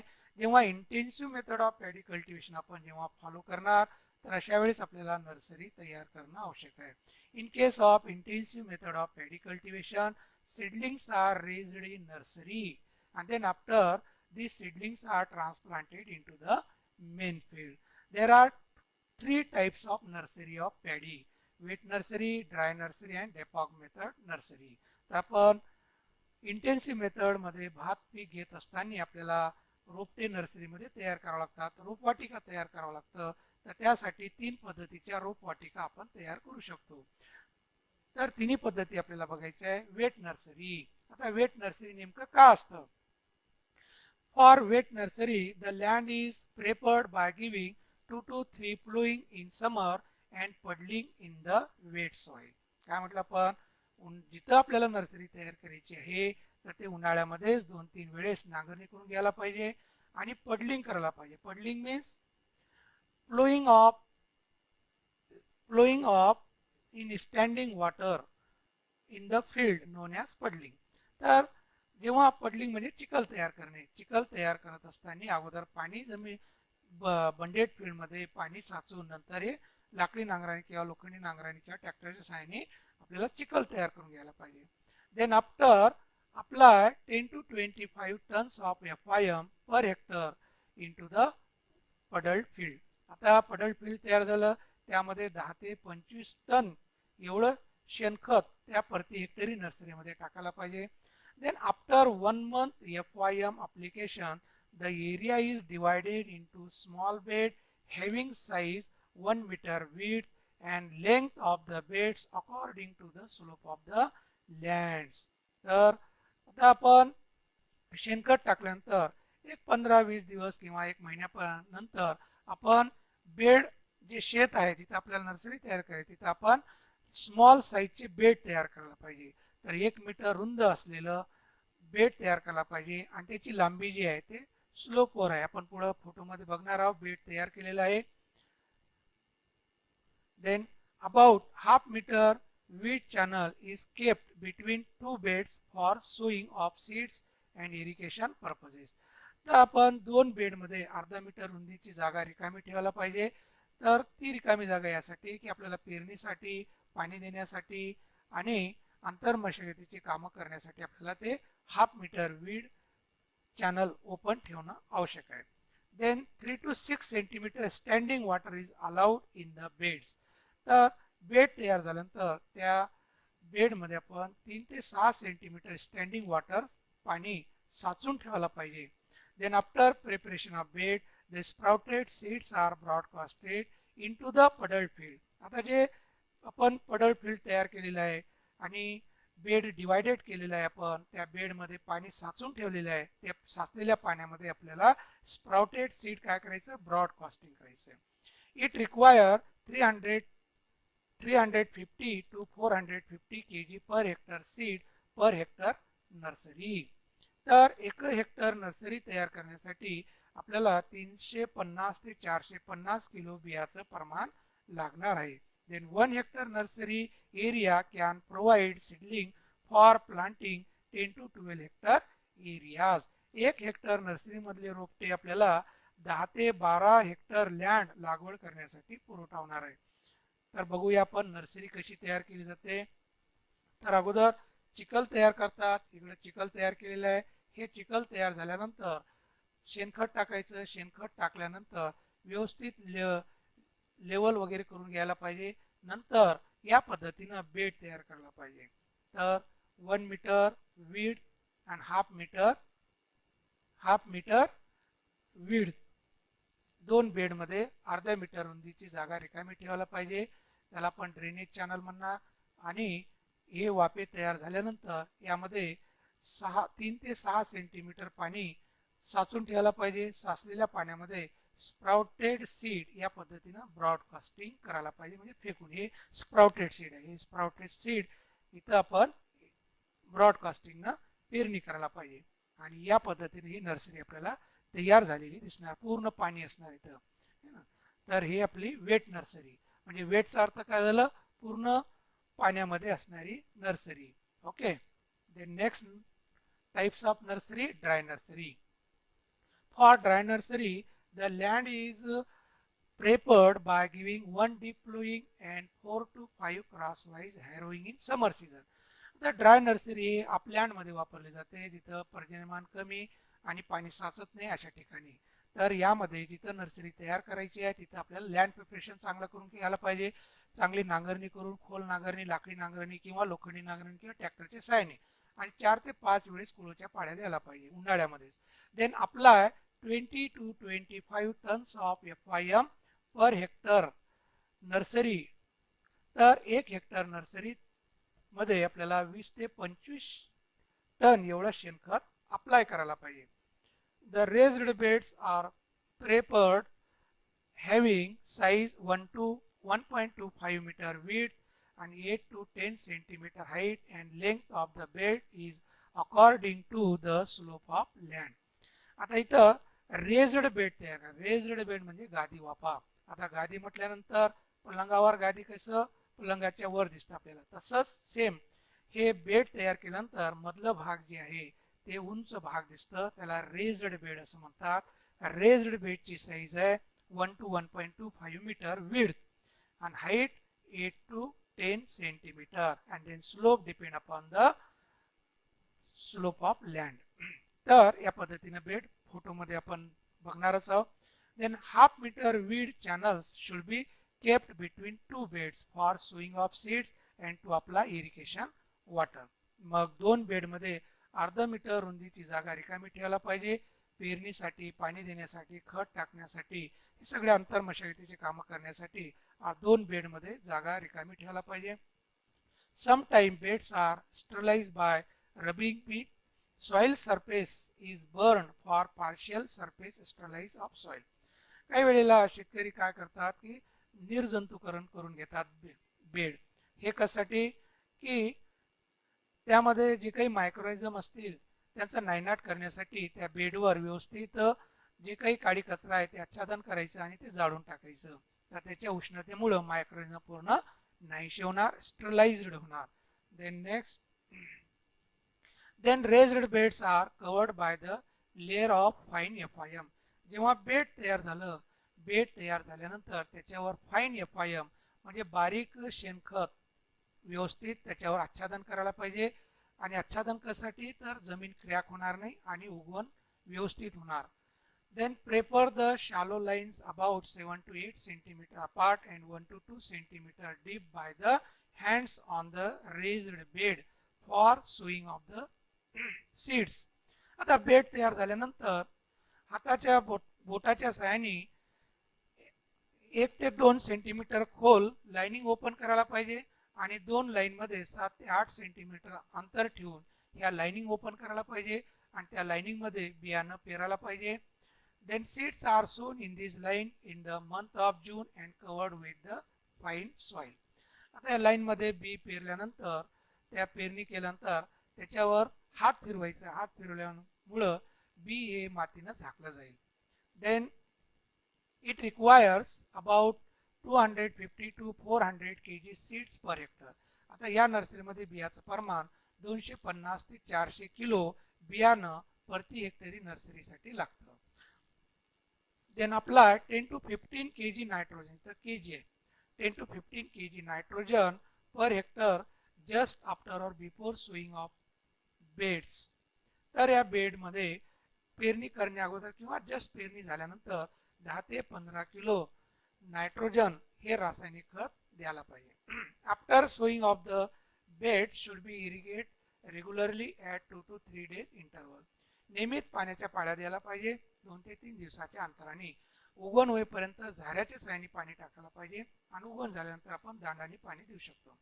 1 hectare nursery area can provide seedling for planting 10 to 12 hectare areas. 1 hectare nursery मधलं रोपटे आपल्याला 10 ते 12 हेक्टर लागवड करण्यासाठी रोपटे पुरवठा होतात. नेक्स्ट, आता ही रेज्ड बेड कसं तयार करतात. जमिनीची पूर्ण मशागत झाली, सॉफ्ट बेड तयार झालं, त्यानंतर आपल्याला रेज्ड बेड तयार करायचं. रेज्ड बेडची साईज 1 to 1.25 मीटर विड्थ. तर हे उंच भाग आहे आणि हे उंच भाग 8 ते 10 सेंटीमीटर उंच असायला पाहिजे आणि याची रुंदी जी आहे बेडची 1 to 1.25 मीटर असायला पाहिजे आणि याची जी लांबी आहे हे जमिनीच्या स्लोपवर अवलंबून आहे, उतारावर अवलंबून आहे. आणि हे बेड तयार झाल्यानंतर इथं हे फाईन FYM अप्लाय केलेलं दिसत आहे आणि ते FYM अप्लाय केल्यानंतर बोटाच्या हाताने लाइनिंग तयार करायला पाहिजे 1 ते 2 सेंटीमीटर खोल आणि दोन लाइनिंग मध्ये 7 ते 8 सेंटीमीटर अंतर ठेवून लाईन ओपन करायला पाहिजे. त्या लाईन मध्ये बियाणं हाताने पेरायला पाहिजे आणि त्याच्यावर माती झाकायला पाहिजे. तर हे झाकल्यानंतर झाऱ्याच्या साहाय्याने काही दिवस पाणी द्यायचं, नंतर हे दांडाच्या साहाय्याने पाणी सोडायचं. तर या पद्धतीने नर्सरी आपल्याला बघायला मिळणार. Then next, Depog nursery. It is a recent method of paddy nursery. This method is followed in areas of assured water supply. ज्या भागामध्ये भरपूर पर्जन्यमान असतं, शेतामध्ये पूर्ण फ्लडिंग होतं, एवढं पाऊस असतं, तर अशा वेळेस आपण शेतामध्ये नर्सरी तयार करू शकत नाही. तर अशा वेळेस आपण घरी सुद्धा नर्सरी तयार करू शकतो आणि ती नर्सरीला आपण नाव दिलं डेपॉग nursery. Nursery is prepared on concrete floor or on raised bed covered with polythene paper. तर आपण घरी सुद्धा कॉन्क्रीट फ्लोअरवर हे आपण तयार करू शकतो. याला जागा फार कमी लागतं आणि हे तयार करण्या अगोदर पॉलिथिन स्ट्रीप पेपर आच्छादन केलं जातं किंवा बनाना लीव्ह सुद्धा आच्छादन केलं जातं आणि त्याच्यावर थोडी माती टाकायची. देन आफ्टर सीड्स आर सोन on this polythene paper or banana leaves, then it can be sprouted. Then sprouted seeds are used for sowing. मग यामध्ये बियाणं वापरल्यानंतर हे बियाणं लागवडीसाठी आपल्याला वापरता येतं. In this method seedlings become ready for transplanting 14 to 16 days after sowing. तर 14 ते 16 दिवसांनी लागवड झाल्यानंतर रोपटे लागवडीसाठी सक्षम होतात. Nursery of 30 to 40 square meter is sufficient for raising seedling for planting 1 hectare land. 1 hectare land लागवडीसाठी आपल्याला 30 ते 40 स्क्वेअर मीटर मध्ये जे नर्सरी तयार केली आहे तेवढी सफिशियंट आहे. म्हणजे एवढ्या कमी एरियामध्ये आपल्याला रोपटे तयार करता येतात. अत्यंत सोपी आहे. त्याचं फोटोवर आपण बघूया. तर या पद्धतीनं हे पॉलिथिन स्ट्रीप आच्छादन केलेली आहे. आच्छादन केल्यानंतर थोडीफार जास्त माती टाकायची नाही, थोडीफार माती टाकायची आणि बी पेरायचं याच्यावर. हे पॉलिथिन स्ट्रीप नसेल तर बनाना लीव्स वर सुद्धा आपल्याला हे नर्सरी तयार करता येतं. आणि रोपटे 14 ते 16 दिवसात झाल्यानंतर हे रोलिंग करून या पद्धतीनं रोलिंग करून आपल्याला शेतामध्ये घेऊन जाता येतं. म्हणजे ट्रान्सपोर्टेशन खर्च सुद्धा फार कमी होतं आणि आपल्याला कमी खर्चामध्ये नर्सरी तयार होतं. तर हे dapog nursery. Then next transplanting. आता नर्सरी आपली तयार झालेली आहे. What is transplanting? Transplanting means transfer of seedling nursery to main field, known as transplanting. It is a process in which the healthy seedling are transplanted from the nursery bed to the main field, is known as transplanting. आता transplanting कुठं अवलंब केली जाते? Intensive method of paddy cultivation. Nursery कुठं तयार केली जाते? Intensive method मध्ये. तर नर्सरी तयार झाल्यानंतर रोपट्याची ट्रान्सप्लांटिंग करणं आवश्यक आहे. In rice seedling are transplanted depend upon the type of varieties, that is generally 21 to 30 days after sowing. Then paddy seedling ready for transplanting 21 to 30 days after sowing, depend upon the type of varieties. Then early variety 21 days, mid-late variety 25 days, late variety 30 days after sowing. मग आता nursery मध्ये बियाणं पेरणी केल्यानंतर 21 दिवसांनी लवकर येणाऱ्या जाती लागवडीसाठी सक्षम होतात आणि मध्यम कालावधीमध्ये 25 दिवसांनी, उशिरा येणारी जात 30 दिवसांनी लागवडीसाठी सक्षम होतात. The beds should be irrigated 1 to 2 days before the transplanting for easy uprooting of the seedling and to avoid the damaging of root system. तर ट्रान्सप्लांटिंग करण्या अगोदर 1-2 दिवस आपण त्या नर्सरीमध्ये पाणी सोडायला पाहिजे की जेणेकरून नर्सरी ही सॉफ्ट होणार आणि इझिली अपरूटिंग होणार आणि त्याचे मुळं सुद्धा डॅमेज होणार नाही. Then only healthy seedlings are uprooted carefully from the raised bed. तर रोप वाटिकेमधून चांगले चांगले निरोगी रोपटेच आपण निवडायला पाहिजे आणि तेच रोपटे आपण लागवडीसाठी वापरायला पाहिजे. After uprooting of seedling are kept in the moist cloth. जर नर्सरी पासून आपलं शेत लांब असेल तर अशा वेळेस आपल्याला ट्रान्सपोर्ट करण्यासाठी वेळ लागणार. अशा वेळेस आपण हे रोपटे ओल्या कापडामध्ये बांधून ट्रान्सपोर्ट करायला पाहिजे की जेणेकरून मॉर्टॅलिटी कमी होणार. Sometimes the shoots of seedling should be cut off before transplanting for proposed growth or to increase the number of tillering. काही वेळेला किंवा आपल्याला माहितच आहे की जेव्हा मिरच्याचे रोपटे आपण लागवड करतो तेव्हा त्याची शेंडी आपण कट करतो. तसंच जर वेळ वगैरे असेल तर वरची जर शेंडी आपण कट केलं तर त्याला ग्रोथ होण्यासाठी लवकर वाढ होईल आणि जास्तीत जास्त फुटवे सुद्धा येणार म्हणजे टिलरिंग येणार. Then 3 to 4 seedlings in a bunch are transplanted at the particular spacing. आता हे रोपटे अपरूटिंग केल्यानंतर मुख्य शेतामध्ये 3 ते 4 रोपटे एका जागेवर लावायला पाहिजे. Apply irrigation of the field before sowing as well as after the transplanting of seedling. तर लागवड करण्या अगोदरही त्या शेतामध्ये पाणी म्हणजे चिखल असायला पाहिजे आणि लागवड केल्यानंतर सुद्धा आपण त्याच्यामध्ये पाणी सोडायला पाहिजे. तर ही लागवड करण्याची कशी पद्धत आहे हे आपण फोटोद्वारे आपण बघत आहे. ही नर्सरीमधून हे रोपटे अपरूटिंग करत आहेत. इथं यांनी बंडल बांधत आहेत आणि बंडल बांधून जिथं आपले मजूर लागवड करत आहेत तिथपर्यंत हे बंडल नेऊन ठेवायचं. तिथून मजूर हातात एक एक बंडल घेणार आणि एका एका जागेवर 3 ते 4 रोपटे लावणार आणि व्यवस्थित अंतर ठेवणार. आता स्पेसिंग आपण बघितलेलंच आहे. अर्ली व्हेरायटी असेल तर 15 बाय 15, मिड लेट असेल तर 20 बाय 15 सेंटीमीटर आणि लेट व्हेरायटी असेल तर 20 बाय 20 सेंटीमीटर. या पद्धतीने लागवड करायला पाहिजे. हे मॅन्युअली आणि मशीनच्या सहाय्याने सुद्धा ट्रान्सप्लांटिंग केलं जातं. Next point, manures and fertiliser. Recommended dose of manure fertiliser of paddy depend upon the type of varieties. Apply 12.5 tons of FIM per hectare at the time of land preparation. पूर्व मशागत करत असताना 12.5 ton म्हणजे 24 ते 25 गाड्या शेणखताच्या प्रति हेक्टरी पूर्व मशागत करत असताना द्यायला पाहिजे. Then recommended dose of chemical fertilizer depend upon the type of varieties. Local varieties or improved varieties apply 50 kg nitrogen plus 50 kg phosphorus plus 25 kg potash per hectare at the time of land preparation. तर सुधारित जाती असेल आणि local variety म्हणजे गावरान जाती असेल पेरलेली तर तेव्हा खताची मात्रा रासायनिक खताची मात्रा ही कमी लागतं. 50 किलो नत्र, 50 किलो फॉस्फरस, 25 किलो पोटॅश प्रति हेक्टरी पूर्व मशागत करत असताना द्यायला पाहिजे. In case of high yielding varieties, recommended dose of chemical fertilizer is 100 kg nitrogen, 50 kg phosphorus, 25 kg potash per hectare. These recommended dose can be applied 2 split doses. Then full dose of phosphorus and full dose of potash and half dose of nitrogen be given at the time of sowing or transplanting. Remaining half dose of nitrogen be given 30 to 45 days after sowing as a top dressing. तर जास्त उत्पादन देणारी जात असेल तर त्याला खायला पण जास्त लागतं.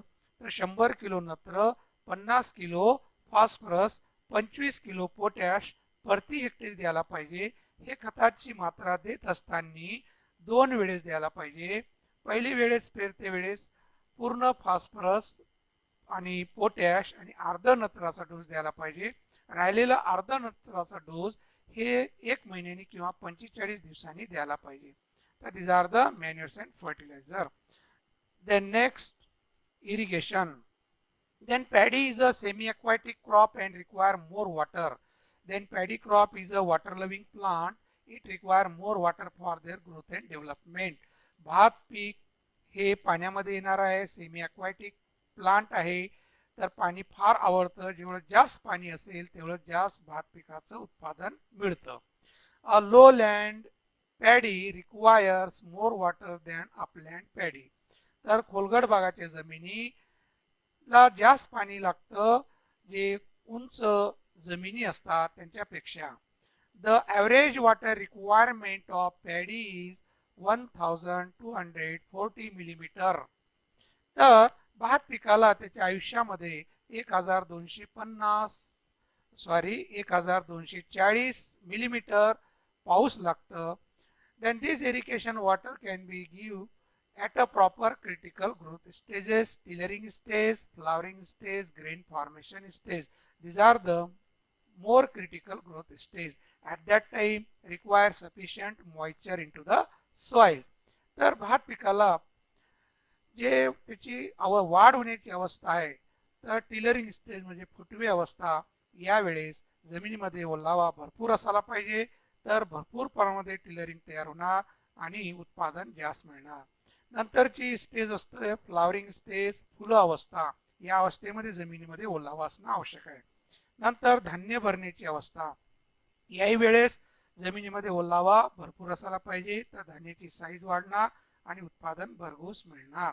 तर पाणी देत असताना राईसला ड्राय कल्टिवेशन ऑफ पॅडी असेल तर ते पीक शक्यतो पावसावर अवलंबून असतं आणि काही वेळेला जास्त गॅप झाला असेल तर 1-2 पाण्याच्या पाळ्या द्यावा लागेल, ती फ्लावरिंग स्टेजमध्ये आणि ग्रेन फॉर्मेशन स्टेजमध्ये. आणि जे वेट लँड कल्टिवेशन आणि intensive method of paddy cultivation आहे, यांना लागवडीपासनं तर काढणीला 15 दिवस शिल्लक आहे तोपर्यंत सतत त्या शेतामध्ये पाणी साचून ठेवायला पाहिजे. फोटोमध्ये आपण बघत आहे लागवड झाल्यापासनं त्या बांधीमध्ये, त्या बंडेड फील्डमध्ये पाणी साचून ठेवलेलं असतं. तर या पद्धतीनं आणि हे ओंबी तयार झाली तरी पण आणखी पाणी साचून ठेवलेलं आहे. तर हे 15 दिवस काढणीला शिल्लक आहे तोपर्यंत या बंडेड फील्डमध्ये पाणी साचून ठेवायला पाहिजे आणि नंतर विड्रॉ करायला पाहिजे, काढून टाकायला पाहिजे, नंतर हार्वेस्टिंग करायला पाहिजे. ही पाणी देण्याची पद्धत भात शेतीला आहे. Then next, intercultivation or intertillage operation. Intercultivation means the operation should be done in standing crop into the row known as intercultivation. Then in rice rotary weeder can be commonly given for control the weed and stir the soil and aerating the soil. तर भात पिकामध्ये एक rice rotary weeder असतं. त्या rice rotary विडरच्या सहाय्याने आपल्याला तणाचा बंदोबस्त करता येते, जमीन खालीवर वर करता येते, जमीन भुसभुशीत करता येते. तर इंटरकल्चरिंग should be repeated 3 to 4 times at an interval of 15 days. तर 15-15 दिवसाच्या अंतराने 3 ते 4 वेळेस हे राईस रोटरी विडरच्या सहाय्याने आपण अंतर मशागतीचे काम करून घ्यायला पाहिजे. Nowadays weed should be controlled by weedicide or herbicide like Almix for control the weed. तर आजकाल कमी खर्च झालेला आहे तणाचा बंदोबस्त करणं. तणनाशकाची फवारणी करून आपल्याला तणाचा बंदोबस्त करता येतं, कमी खर्चामध्ये हे काम होतं. Then these are the rice rotary weeder. This is a rice rotary weeder, hand rice rotary weeder. This is a machine hand rice rotary weeder. तर या पद्धतीनं आपण भात शेतामध्ये राईस रोटरी विडरच्या सहाय्याने पिकामध्ये अंतर मशागतीचे काम करतो. यामुळं एकतर तणाचं नायनाट होणार, जमीन खालीवर होणार, जमीन एरेटेड होणार. तर हे 15-15 दिवसाच्या अंतराने आपण 3 ते 4 वेळेस जर राईस रोटरी विडर फिरवलं तर व्यवस्थित जमीन भुसभुशीत होणार, तणाचं नायनाट होणार. Then next point, harvesting. Harvesting of paddy depend upon the type of varieties. Generally, early variety ready for harvesting 100 days after sowing, then mid-late variety 120 days, then late variety 150 days after sowing respectively.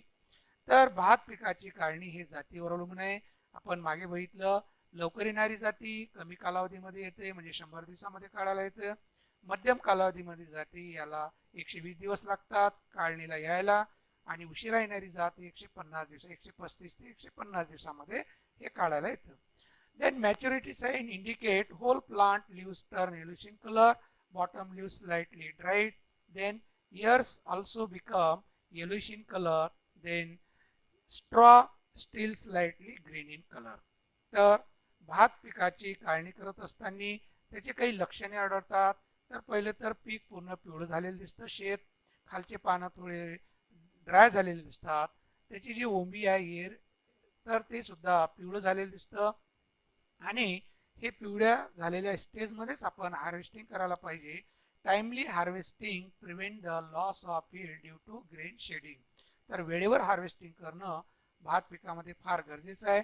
थोडे उशीर झालं तर धान्य काय होतं, गळून जातं आणि उत्पादन घटतं. The crop is harvested by cutting plant with the sickle. तर पारंपरिक पद्धतीने आपण भात पिकाची कापणी करतो अबाव ग्राउंड लेवल पासून सिकलच्या सहाय्याने. Then after harvested plant tied with bundle and carried out into threshing yard and it can be dried for 2 to 3 days.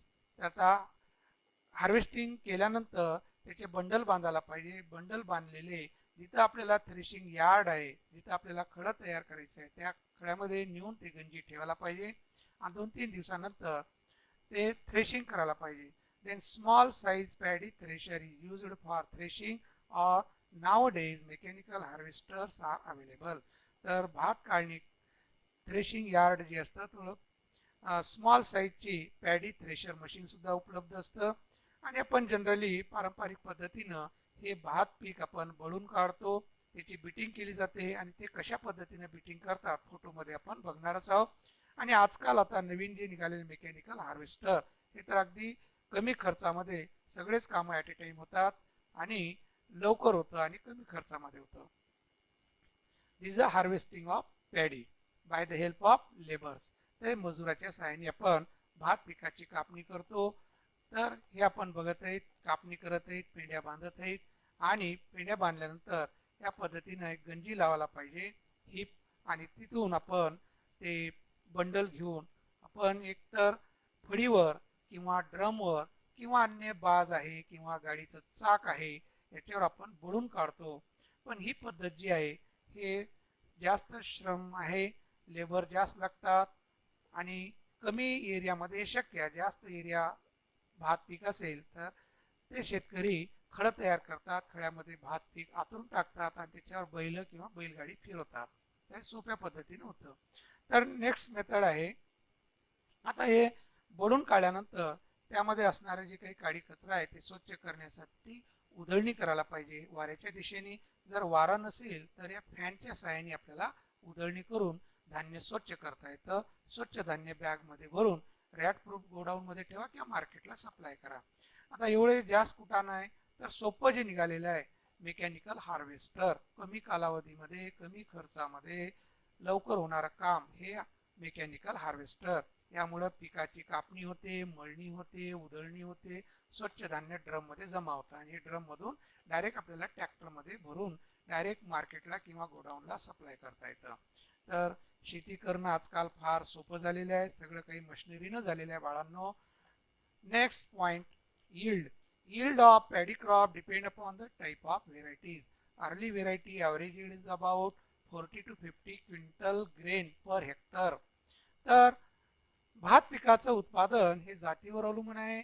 लवकर येणारी जात असेल तर 40 ते 50 क्विंटल धान्याचं प्रति हेक्टरी उत्पादन मिळतं. Late variety average is about 60 to 70 quintal per hectare. तर उशिरा येणाऱ्या जातीचं उत्पादन 60 ते 70 क्विंटल धान्याचं प्रति हेक्टरी उत्पादन मिळते. Next point, varieties. There are so many varieties but some common varieties grown in Maharashtra state, that is Indrayani, Basmati, Sahyadri, Ratna, Ambyamor 157, Ambyamor 159, Krishna, Sabarmati, Karjat 3, Phule, Samruddhi, IR8, IR20, IR22. So these are the common variety. हे महाराष्ट्रामध्ये सर्रास हे जाती घेतले जातात. तर त्याचे भरपूर जाती आहेत, परंतु आपल्या महाराष्ट्रामध्ये काही प्रसिद्ध झालेल्या जाती आहेत ते आपल्या टेक्स्टबुक मध्ये दिलेले आहेत. तर यामध्ये आपल्याला सेंटेड व्हेरायटी म्हणजे स्वासिक जाती हे वेगळे करायचे आणि ते आपण पाठ करून ठेवायचे. Indrayani is a scented variety, basmati is a scented variety, Sahyadri Sorry, Ambiamour 157 is a scented variety. Ambiamour 159 scented variety. These are the scented varieties. तर स्वासिक जाती विचारतात आपल्याला डूया डायरेक्ट मध्ये MCQ मध्ये. तर अशा वेळेस आपल्याला 4 जाती पाठ करून ठेवायच्या आणि जनरल व्हेरायटी विचारल्या तर हे लिहिलं तरी चालेल. Next, paste of paddy. There are so many paste affected of paddy crop. That is a stem borer, paddy gallfly, rice bug, rice grasshopper, rice ispa, jacid, swarming caterpillar, rice leaf hopper, crabs and rats. तर भात पिकावर कीटकांचा प्रादुर्भाव जाणवतो. तरी आपण हे कीटकांची नाव आपण बघितलेली, तर आपल्याला कीटकाचे 2-3 नाव माहीत असणं आवश्यक आहे. पण तो डिटेलमध्ये नेचर ऑफ डॅमेज आणि कंट्रोल मेजर आपण बघणार आहोत. पॅडी गॉल फ्लाय, ज्याला आपण गाद माशी असं म्हणतात. Nature of damage, it is a serious insect of paddy. सर्वात अगोदर नेचर ऑफ डॅमेज मध्ये काय लिहायचं? It is a serious insect of paddy crop. Then this insect can be affected up to 1 month from transplanting. हे transplanting झाल्यापासून 1 महिन्यापर्यंत या कीटकांचं प्रादुर्भाव जास्त जाणवते. Then maggots attack on the base of growing point of the plant. Maggot म्हणजे या कीटकाचं लहान पिल्ल. तर जसं आपण लार्वा असं म्हणतो, ज्याला आपण अळी असं म्हणतो, तर हे फ्लाय जे असतात, जसं हाऊस फ्लाय आहे, मॉस्कॅटो आहे, यांच्या लहान पिल्लाला मॅगोट्स असं म्हणतात. ते अळीचंच पण लहान असते. तर ही काय करते, या पोंग्यामध्ये जाऊन पोंग्याचं जे भाग आहे, गाभा ज्याला म्हणतो आपण, ते गाभाला कुरतडते. कुरतडल्यामुळे काय होणार? They produce silver covering around the infected parts is known as silvery shoot. जिथं यांनी अफेक्ट करतं ते जे पोंगा आहे, पान तयार होण्याऐवजी सुरळीसारखं ट्युब्युलर स्ट्रक्चर तयार होतं आणि त्या ट्युब्युलर स्ट्रक्चरवर सिल्वरी कलर येतं. एक पातळ थर असतं पांढरं शुभ्र, त्याला म्हणतात सिल्वरी शूट. तर आपण बघूया. This a paddy gall fly insect. हा कीटक आहे. हे कीटक काय करणार? अंडी घालणार. आता कोणतेही कीटक अंडी कुठं घालतो? जिथं त्याच्या पिल्लाला खायला मिळेल त्या ठिकाणी ते अंडी घालणार. तरी अंडीमधून अळी बाहेर म्हणजे मॅगोट बाहेर निघाल्याबरोबर तिनं पोंग्यामध्ये एंट्री करते आणि तिथून काय करते? गाभ्याला तुडवते, कुरतडते. सॉरी. आणि कुरतडल्यामुळं हे पोंगा जे आहे हे पान होण्याऐवजी असं सुरळीसारखं भाग तयार होतं, ट्युब्युलर लाईक स्ट्रक्चर, आणि त्याच्यावर पातळ सिल्वर लाईक थर तयार होतं, त्याला म्हणतात सिल्वरी शूट. Control measure. आता याचा कंट्रोल करण्यासाठी म्हणजे त्याचा बंदोबस्त कसं करायला पाहिजे? तर सगळ्यात अगोदर आपण काळजी घ्यायला पाहिजे. काय करायला पाहिजे? Insect resistant varieties can be grow. तर कीटक प्रतिकार असणाऱ्या जातीचीही लागवड करायला पाहिजे. Then spray with 5.5 spray with 0.05% endosulfan. Then also drill 10% thiram नाही तर थिमेट आहे आणि फोरेट आहे. तिथं थायरम झालेलं आहे तर फोरेट आहे ते granules at the rate of 10 kg per hectare. तर थिमेट और फोरेट हे ग्रॅन्युलर फॉर्म मध्ये असतं आणि फ्युमिगंट असतं. तर 10% या प्रमाणामध्ये त्याचं प्रमाण असतं आणि ते 10 किलो प्रति हेक्टरी जर आपण अप्लाय केलं म्हणजे फेकून दिलं त्या शेतामध्ये, 10 किलो फोरेट घ्यायचं, 10 किलो वाळू मिक्स करायची, तर एका हेक्टरमध्ये ते 10-10 दिवसाच्या अंतराने लागवड झाल्यानंतर हे जर आपण शेतामध्ये फेकून दिलं तर या कीटकाचा प्रादुर्भाव होणार नाही. ते कीटक शेतामध्ये एंट्री करणार नाही, अंडी घालणार नाही, अंडी नाही तर मॅगोट नाही, मॅगोट नाही तर डॅमेज नाही. Next, remove and destroy the affected plant parts. जिथं जिथं आपल्याला अफेक्टेड प्लांट दिसतं ते शेताच्या बाहेर काढून टाकायला पाहिजे, जेणेकरून त्याचं जे मॅगोट, त्याचं जे प्युपा आहे ते तिथंच तयार होणार आहे आणि पुढच्या वर्षी आणखी त्याचं प्रादुर्भाव जास्त होणार आहे. यासाठी अफेक्टेड झालेले जे प्लांट आहे सिल्वरी शूट, हे सगळे असे झाडं अपरूटिंग करून डिस्ट्रॉय करायला पाहिजे, कुठं गाडून टाकायला पाहिजे किंवा दूर नेऊन फेकून द्यायला पाहिजे. तर these are the control measure of of golf fly. Then next, important diseases. There are 4 important diseases affected by paddy: paddy blast, paddy blight, root rot or stem rot, and bacterial blight. So these are the serious diseases of paddy: paddy blast, paddy blight, and root rot. तर these are the fungal diseases, म्हणजे बुरशीजन्य रोग आहे ते, बुरशीद्वारे होणारे 3 रोग आहेत. Then bacterial blight is a bacterial disease, हे जीवाणू पासनं होणारा रोग आहे, जीवाणू रोग आहे, बॅक्टेरियल ब्लाइट आहे. देन आता आपल्याला एक डिसीज आपल्याला बघायचं, पॅडी ब्लास्ट. आता जेव्हा डिसीजची माहिती लिहित असताना आपल्याला सिम्पटम आणि कंट्रोल मेजर बघणं आवश्यक आहे. तर पॅडी ब्लास्ट, तर आपण सगळ्यात अगोदर रोगाचं काय लिहिणं आवश्यक आहे, तो फंगल डिसीज आहे का, बॅक्टेरियल आहे का, व्हायरस आहे. तर paddy blast is a serious fungal disease of paddy. Then affected plant brown spots are appear on the leaf surface. जे रोगग्रस्त झाड आहे त्या झाडावरच्या पानावर ब्राऊन रंगाचे स्पॉट आढळतात. आपण बघणार आहोत डायग्राम मध्ये, फोटो मध्ये सॉरी. तर हे ब्राऊन कलरचे, आणि जास्त अफेक्ट झालं की हे रॉटिंग होऊन जातं, हे पूर्ण रॉटिंग झालेलं आहे. तर पहिलं काय होतं, रिंग तयार होत असते बाहेरून, हा, आणि नंतर जास्त प्रादुर्भाव झालं, हे इनिशियल स्टेज, हे लॅटरल स्टेज. या पद्धतीने हे पान पूर्ण काय होतं, रॉटिंग होऊन जातं, डॅमेज होऊन जातं. Then in case of severe infection the plant drop their leaves and rotting of neck take place. आता हे पानावर जास्त प्रादुर्भाव झालं की पान असं खाली लोंबतं आणि तो रॉटिंग होऊन जातं, कुंजून जातं. Then affected grains are not completely filled. तर अफेक्टेड प्लांट जे आहे त्या प्लांटवर व्यवस्थित धान्य भरत नाही, म्हणजे उत्पादन घटतं. तर these are the symptoms of paddy blast. Then control measure. Then firstly control, seeds are treated with organomercurial fungicide, that is a Copravit, Agrosun at the rate of 2 gram per kg of seed. तर बियाला बिस्पिल काय करायला पाहिजे, आपण seed treatment मध्ये बघितलं तर ॲग्रोसन आहे, thiram आहे, कुप्रावीट आहे, हे ऑर्गॅनोमर्क्युरियल फंजिसाइड आहे. 2 ग्रॅम प्रति किलो या प्रमाणामध्ये जर आपण त्याचं काय केलं, सीड ट्रीटमेंट केली तर या रोगाचा बंदोबस्त होतं. Then spray 1 kg zineb in 500 litres of water. तर रोगाचे लक्षणे दिसताच आपण काय करायला पाहिजे, 1 किलो झायनेब 500 लिटर पाण्यामध्ये द्रावण तयार करून हे फवारणी करायला पाहिजे 1 हेक्टरला. Then collect and destroy the affected plants part. जिथं हे डॅमेज झालेलं आहे, जसं आपण बघितलं की हे भरपूर डॅमेज झाले असले पानं पूर्ण काय करायला पाहिजे, काढून टाकायला पाहिजे. विद्यार्थी मित्रांनो, इथं आपलं पॅडी क्रॉप संपलेलं आहे. तर पॅडी क्रॉपचा व्हिडिओ हा थोडं लेंग्दी झालेला आहे, कारण की कल्टिवेशन मेथड्स असल्यामुळं आणि आपल्या भागामध्ये भात शेती नसल्यामुळं व्यवस्थित तुम्हाला फोटोज भरपूर टाकलेले आहेत, आणि तुम्हाला व्हिडिओ बघत असताना असं इमॅजिन व्हावं की आपण शेतामध्येच आहो.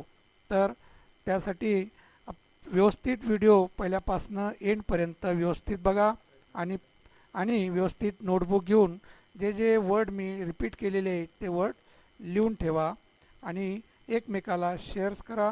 आणि हे जो क्रॉप आहे हे आपलं चॅप्टर्स म्हणा, क्रॉप सायन्सला पण आहे. तर जे क्रॉप सायन्सचे विद्यार्थी असतील त्यांना पण तुम्ही कॉन्टॅक्ट करा आणि हे व्हिडिओ त्यांना शेअर करा. Okay, thanks. जय जवान जय किसान.